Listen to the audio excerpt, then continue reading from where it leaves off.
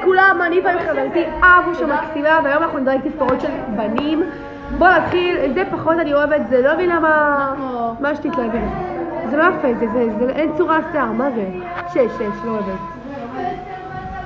ג'סטין אהובי חיים שלי בלב. 4. התספורת לא יפה, אבל לא יפה.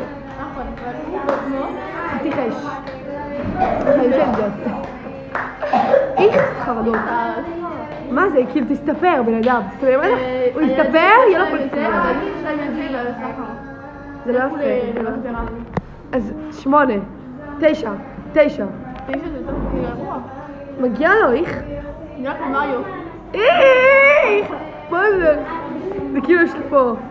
זה לא קשור גם, וואו, מהמם, מאוד יפה. קצת ארס, אבל יפה. נראה ערבי קצת ארס, כן. ערבי? וואו, איזה מושלם. מהמם. זה הטעם שלי, אני מאוד אוהבת. גם אני אוהבת מאוד ערבי. תקשיבו, זה תספורת, היא יפה, אבל היא ארסית, זה הבעיה, אני לא מתחברת. לא, זה יפה, מה, זה נראה בסדר. פשוט, לא יודעת. 7 או 10? 10. מה זה? אבל... וואו. מהמם. איזה רונלדו? זה הבן שלו, לא? שיט! 4 היינו צריכים להסכים את 10. טוב, זה אני בואי שתפילטר הזה, ביי.